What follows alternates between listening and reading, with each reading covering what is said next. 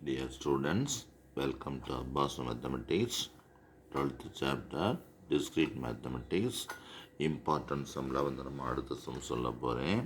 Star என்ற ஈருறுப்புச்செயலியானது a equal to small ABC என்ற கணத்தின் மீது பரிமாற்றிற்கு கட்டுப்பட்டால் பின்வரும் அட்டவணையை பூர்த்தி செய்கன்னு கொடுத்துருக்கு. இந்த அட்டவணையில் வந்து பாதி எழுதாமல் இருக்குது, ஆனால் கொடுத்துருக்கிறது வந்து பரிமாற்று விதியை நிறைவு செய்கிறன்னு கொடுத்துருக்கு. பரிமாற்று விதினா என்ன அர்த்தம்னா ஏபியை வந்து பிஏன்றதுனாலும் மதிப்பு மாறாது. இப்போ அட்டவணையிலேருந்து பி ஸ்டார் ஏ என்ன கொடுத்துருக்குன்னா பி ஸ்டார் ஏ வந்து சின்னு கொடுத்துருக்கு. அப்போ பரிமாற்று விதினா என்ன செய்யலாம், ஏ ஸ்டார் பி ஈக்குவல் சின்னு போட்டுக்கலாம். அதே மாதிரி C star A equal to ஏன்னு கொடுத்துருக்கு. தேர்ஃபோர் ஏ ஸ்டார் சி என்ன வந்துடும், ஏன்னு வந்துடும். அதுக்கடுத்து b star c equal to b star c அது வந்து ஏன்னு கொடுத்துருக்கு. தேர்ஃபோர் சி ஸ்டார் பி ஏன்னு கிடச்சிருச்சு. இப்போ நமக்கு என்ன செய்ய போகிறோம்னா இந்த பாக்ஸை ஃபில்லப் பண்ண போகிறோம். இப்போ என்னாச்சு பாருங்கள். இப்போ நமக்கு இந்த இடத்துல ஃபில்லப் பண்ணணும். ஏ ஸ்டார் பிக்கு என்ன கொடுத்துருக்கு, சின்னு கொடுத்துருக்கு. இந்த ஃபில்லப் பண்ணியாச்சு. அதே மாதிரி ஏ ஸ்டார் சி என்ன கொடுத்துருக்கு, ஏன்னு கிடச்சிருக்கு. அதுவும் ஃபில்லப் பண்ணியாச்சு. அதே மாதிரி இங்கே வந்து ஃபில்லப் பண்ண வேண்டியது சி ஸ்டார் பினாலும் அதுவும் என்ன வந்துருச்சு, ஏன்னு வந்துருச்சு. அவ்வளவுதான். பாருங்கள் எவ்வளோ ஈஸியாக இருக்குன்னு பார்த்துக்கோங்க. இந்த மாதிரி தெரிஞ்சால் நம்ம செஞ்சு பார்த்துக்கிறணும். அதுக்கடுத்து அட்டவணை, இது முக்கியமான சம்மு. இது வந்து எக்ஸ்ஆர் கேட்டு சம்மில் கொடுத்துருக்கிறது. மெய்மை அட்டவணை தருகன்னு கொடுத்துருக்கு. மேலே பார் வரணும். இது வந்து கவர்மெண்ட் போட்ட மெட்டீரியல் இது, அதனால் கொஞ்சம் மிஸ்டேக்கு கொஞ்சம் இருக்கும். பிரிண்டிங் பண்ணும்போது கொஞ்சம் கவனிக்காமல் பிரிண்டிங் பண்ணி விட்டுறாங்க. அதுதான் இப்போ இந்த தருதான் சொல்லியிருக்கு. இல்லை பி நெகேஷன் கியூ மேலே எக்ஸ்ஆர் கப்பு பார் போட்டிருக்கு. கப்பு சொல்லும்போது உங்களுக்கு அந்த நடத்தும் போது டி வந்து டி கேப்பு டி தான் என்ன, d cap f cup f மட்டும்தான் ஃபால்ஸ் வரும், மற்றபடி டீன்னு வரும் சொல்லி கொடுத்துருக்கோம். இது வந்து நமக்கு வந்து பிக்யூ எழுதியாச்சு, டி ட்ரூ ஃபால்ஸ் எழுதியாச்சு, ட்ரூ ஃபால்ஸ் எழுதியாச்சு. இந்த சம்மில் நெகேஷன் தேவைப்படுது, அதனால் க்யூவுக்கு பக்கத்தில் நெகேஷன்னா க்யூனா ட்ரூனா ஃபால்ஸ்னா ட்ரூ, அதுவும் எழுதியாச்சு. கப்பு பாரு, இந்த கப்பு பாருனா சேம் ஃபால்ஸுன்னு அர்த்தம். ரெண்டும் ஒரே மாதிரி இருந்தால் என்ன வந்துடும், ஃபால்ஸுன்னு வந்துடும். இந்த ரெண்டும் ஒரே மாதிரி இருக்க பற்றியனா என்ன கிடச்சிருக்கு, ஃபால்ஸுன்னு வந்திருக்கு. அதர்வைஸ் ட்ரூ, மற்றபடி மாற்றி வந்தாலும் ட்ரூன்னு போட்டிருக்கலாம். ட்ரூ ஃபால்ஸ் வந்திருக்கு, ட்ரூன்னு போட்டிருக்கோம். ஃபால்ஸு ட்ரூ வந்திருக்கு, ட்ரூன்னு போட்டிருக்கோம். Same falls. இதை பை கண்டிஷனில் வந்து சேம் ட்ரூன்னு போடுவோம். இது சேம் ஃபால்ஸுன்னு வந்திருக்கு. அதே மாதிரி p cup negation q cup பாரு. அப்புறம் இதுக்கும் பார்க்கணும். ரெண்டு வேறையாக வந்திருக்கா, டீன்னு போட்டுறணும். இது ரெண்டு வேறையாக வந்திருக்கா எங்கே, ஆமாம் ரெண்டும் ஒரே மாதிரி வந்திருக்கு. ஒரே மாதிரி வந்தால் ஃபால்ஸுன்னு போட சொல்லியிருக்கேன். இது ரெண்டும் என்ன இருக்குது, எஃப் இருக்குது. ரெண்டும் ஒரே மாதிரி வந்திருந்தால் ஃபால்ஸ் போட சொல்லியிருக்கேன். என்னோட அது ரெண்டும் ஒரே மாதிரி எங்கே வந்திருக்கு, ரெண்டும் சேம் அவன் ஃபால்ஸு. ஒரே மாதிரி வந்தால் ஃபால்ஸு, சேம் ஃபால்ஸுன்னு சொல்லி கொடுத்துருக்கோம். அதே மாதிரி இங்கே மாற்றி வந்திருக்கு, டீன்னு போட்டாச்சு. அப்புறம் இது ரெண்டுக்கு என்ன செய்ய சொல்லியிருக்கு, கேப்பு பார்க்க சொல்லியிருக்கு. கேப்புனா அதில் என்ன கஷ்டம்னா டி வந்தால் தான் டி, மற்றபடி ஃபால்ஸு. அப்போ இது என்ன வந்திருக்கு, மாற்றி வந்திருக்கு, ஃபால்ஸு. இது என்ன வந்திருக்கு, மாற்றி வந்திருக்கு, ஃபால்ஸு. எல்லாமே மாற்றி தான் வந்திருக்கு, ஃபால்ஸு. அவ்வளோதான் நிறுவ சொல்லியிருக்காங்க. ஆனால் இதையே ஒருவேளை இது ஒரு கான்ட்ராடிக்ஷன், இது ஒரு முரண்பாடு என காட்டுன்னு சொல்லியிருந்தாங்கன்னா இன்னொரு டைலாக் நம்ம எழுதணும். கடைசி நிறையின் முழுவதும் எஃப் ஆதலால் இது ஒரு முரண்பாடு. இந்த மாதிரி கடைசி நிறை முழுவதும் எஃப் வந்திருந்தா அந்த முரண்பாடுன்னு சொல்லணும். எல்லாமே டிடின்னு வந்துச்சுன்னா அது வந்து மெய் அப்படின்னு சொல்லணும். அது டாட்டாலஜி கான்ட்ராடிக்ஷன் சொல்லணும். டாட்டாலஜினா எல்லாமே ட்ரூ வந்திருக்கணும். கான்ட்ராடிக்ஷன்னா எல்லாமே ஃபால்ஸ் வந்திருக்கணும். காண்டிஜென்சின்னு ஒன்று இருக்குது. காண்டிஜென்சினா நிச்சயமின்மை. நிச்சயமின்மை ட்ரூ ஃபால்ஸு கலந்து வந்துடுறதா என்ன சொல்லணும்? நிச்சயமின்மைன்னு சொல்லணும். அவ்வளவுதான். இப்போ அடுத்து 3 மார்க்கு. இந்த 3 மார்க் வெரி இம்பார்ட்டண்ட்டு. பல முறை சொல்லி கொடுத்துருக்கேன். இதை பார்த்துக்கோங்க.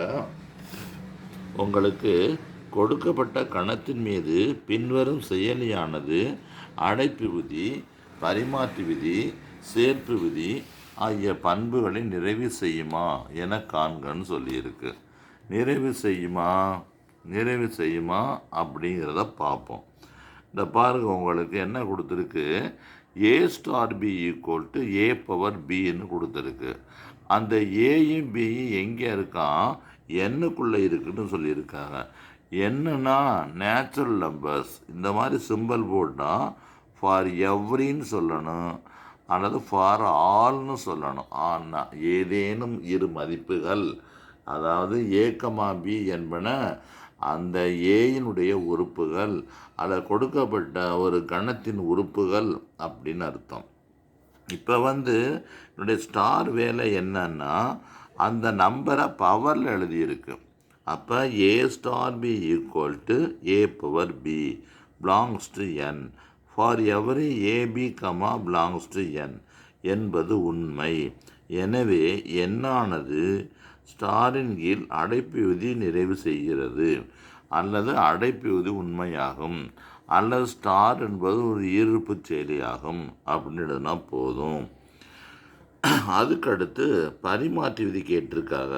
a star b equal to a power b, b star equal to b power a. இதை நம்ம எடுத்த உடனே நமக்கு தெரியாது, உண்மையாக பொய்யான்னு தெரியாது. அதனால 2 நம்பர் எடுத்திருக்கோம். a equal to 2, b equal to 3ன்னு எடுத்திருக்கோம். a ஸ்டார் b கண்டுபிடிக்கிறான். ஏக்கு பொதுவாக 2, பிக்கு பொதுவாக 3 அப்ளை பண்ணியாச்சு. அப்போ 2 பவர் 3ன்னு கிடைக்குது. 2 பவர் 3னா 8ன்னு கிடைக்கும். அதே மாதிரி பி ஸ்டார் ஏன்னா பியை எழுதிட்டு ஏயை மேலே விடணும். அதாவது என்ன அர்த்தம்னா 3 ஸ்டார் 2ன்னு அர்த்தம். அப்போ 3 பவர் 2 9ன்னு கிடைக்குது. இது என்னென்னு பார்த்தா a star b is not equal to b star a. எனவே பரிமாற்று பண்பை நிறைவு செய்யவில்லை அல்லது பரிமாற்று விதி உண்மை அல்ல அப்படின்னு எழுதிடணும். ஆமாம். அதுக்கடுத்து பாருங்கள், உங்களுக்கு அசோசியேட்டிவ் ப்ராப்பர்ட்டி நிறைவு செய்யாது. அதுவும் நிறைவு செய்யாதுதான். அதை பாருங்கள், நல்ல ஒரு அருமையான கணக்கு. இந்த டெஸ்ட்டுக்கு 3 மார்க்கில் வரக்கூடிய வாய்ப்பு இருக்குது. நம்ம சிறப்பு தேர்வுலையும் கேட்டிருந்தாங்க. a star b star c இதை 3 டேர்ம் எடுத்துக்கணும். இப்போ இது இந்த விதிக்கு அசோசியேட்டிவ் ப்ராப்பர்ட்டிக்கு, அதாவது சேர்ப்பு விதிக்கு 3 உறுப்பு எடுத்துக்கணும்.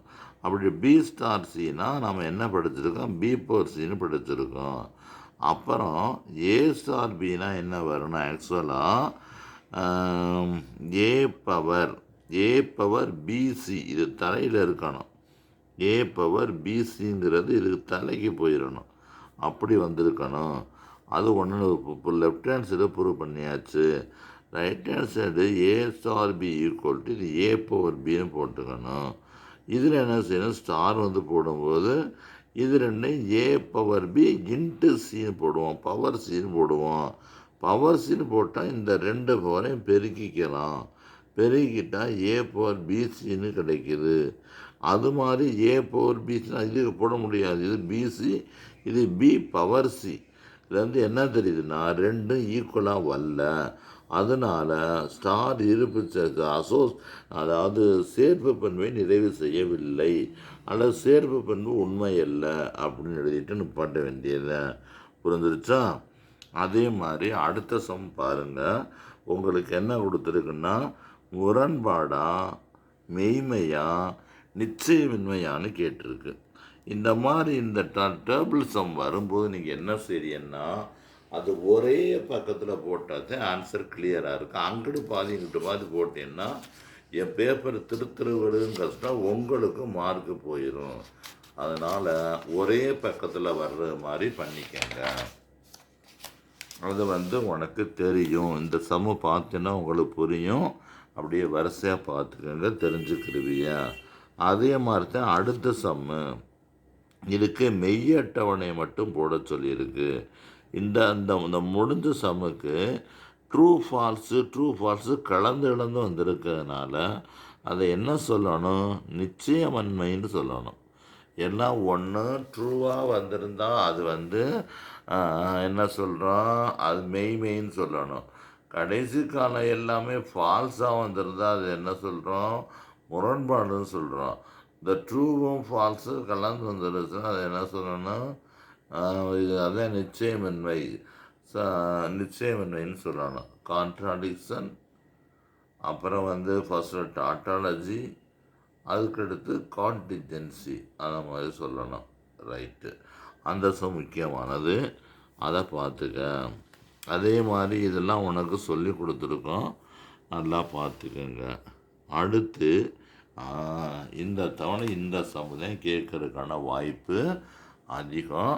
இதை சொல்லித்தரேன், கவனிச்சுக்க.